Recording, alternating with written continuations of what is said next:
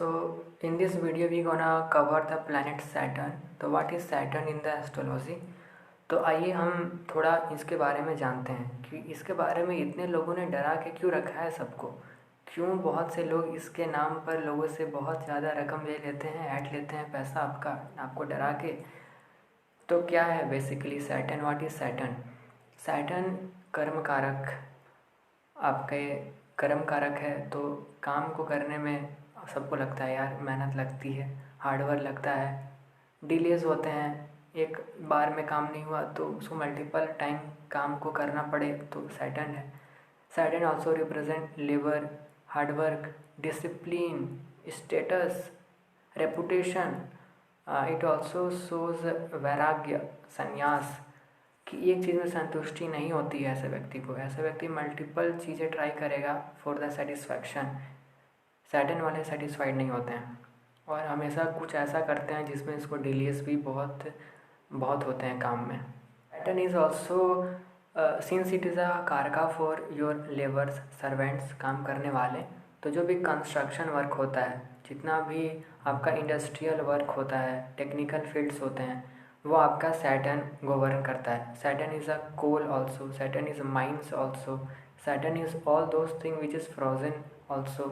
If the Saturn is weak in your chart or afflicted, then it gives the problem of your bones. In the numerology, it is governed by the number 8. If you have impact of 8 in your date of birth और Lo Shu grid मूलांक या भाग्यांक 8 है, तो you are govern with the planet Saturn. तो आप में Saturn की क्वालिटीज़ बहुत ज़्यादा देखने को मिलेंगी आपको खुद।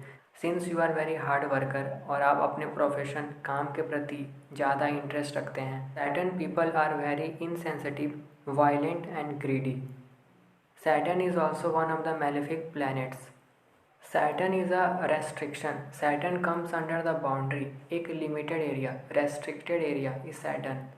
सैटर्न के बारे में कहा जाता है कि ये सने सने चलते हैं, मतलब आपको धीरे धीरे रिजल्ट्स देते हैं। तो they are very slow in their action, in their speech and their thoughts.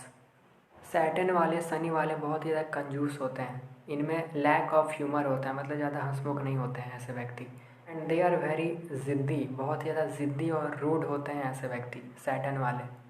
Saturn is also the कारका फॉर योर सॉरोज, दुख का भी कारक है। इसलिए सैटर्न की जब भी ट्रांजिट आ जाती है, या सन की या सैटर्न की दशा एक्टिवेट हो जाती है, या सैटर्न से कोई नेगेटिव प्लैनेट्स टच हो जाता है, तो ऐसा व्यक्ति रोता हुआ ही आपको दिखेगा, दुखी ही दिखता है।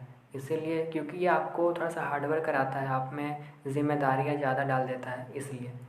Saturn planets give you the responsibilities.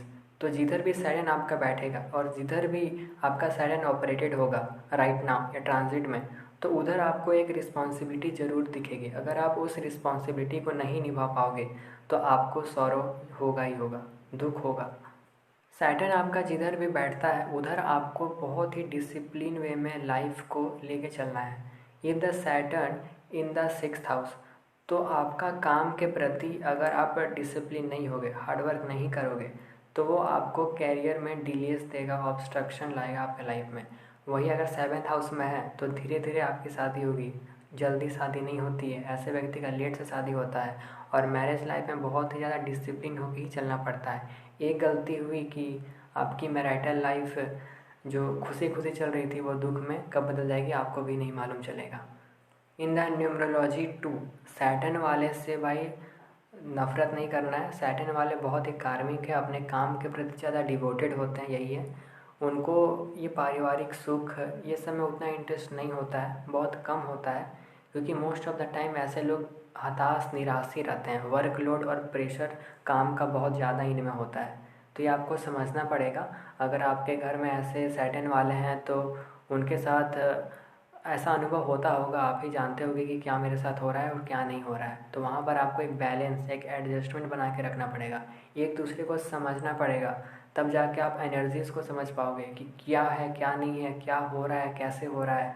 तब जाके आपको सब चीज़ें समझ में आएंगी। कोई भी चीज़ें किसी के द्वारा जानबूझ के नहीं की जाती हैं, ये सभी ऊर्जाओं का ही खेल होता है। अगर ये प्लैनेट मैलिफिक है तो इसका मतलब ये नहीं कि व्यक्ति नकारात्मक है, उसका एक एस्पेक्ट्स ऑफ जो लाइफ है वो उस तरीके से बंध गया है, वो कुछ नहीं कर सकता है। तो this is all about the planet Saturn. आगे हम मार्स के बारे में बात करेंगे और इस तरीके से हम प्लैनेट का सीरीज़ को एक अच्छे तरीके से ख़त्म करने वाले हैं।